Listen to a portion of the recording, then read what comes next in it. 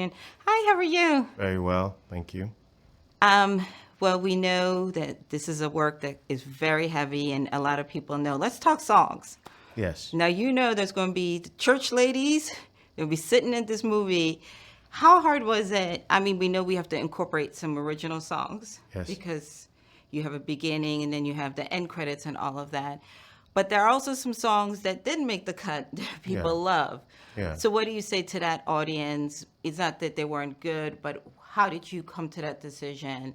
And how do you want to say to that audience that loves those songs? Yeah, well, what I say to that audience is that this is a completely reimagined Color Purple. Every iteration of the Color Purple has existed in its own sacred space. Alice Walker's brilliant Pulitzer Prize-winning book is what it is. Steven Spielberg's cinematic classic is what it is. The Broadway play, Tony Award winning, is what it is. This is a new, reimagined version that is a culmination and an amalgam of all these things. That means some things will make it, some things won't. Ultimately, my job was only about what helps me tell the story, what helps me tell it in this particular cinematic medium.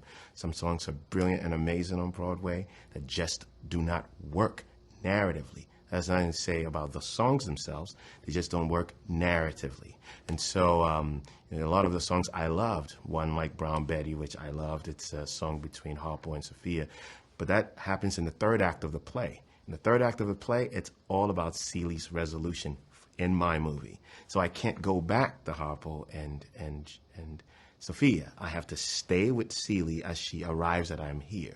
So some of it was just also about narratively, the songs just did not make sense or work in where they were placed. And so, but it's also a 2-hour, 20 movie. And so some things just, we inherited so much music, everything couldn't possibly make the cut. But I really hope people show up with open heads and hearts and accepts this offering as its own unique thing. Let's talk about the importance of Black women. We're in a time where Black women are not very loved on. Indeed. We are constantly resume checking, our character checking, and who we are. What do you want them to get out of this? Because again, I think there's a whole new generation that needs to be loved on. Yes. Well, I will say this time is not unique to the experience of Black women in the world. It has always been like this, and it's sad. The saddest reality is that it's still in a continuum, and that's the real problem.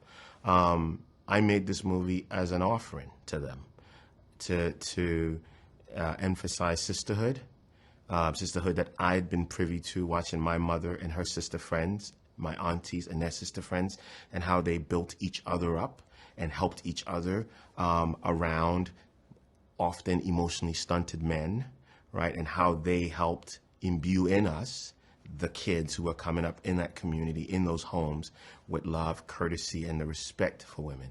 So that's the love letter that we've written, and we're really hoping that, it is received in the spirit that it was made. Absolutely. Thank you so much for your time. Pleasure. Congratulations Thank on you this so beautiful much. movie.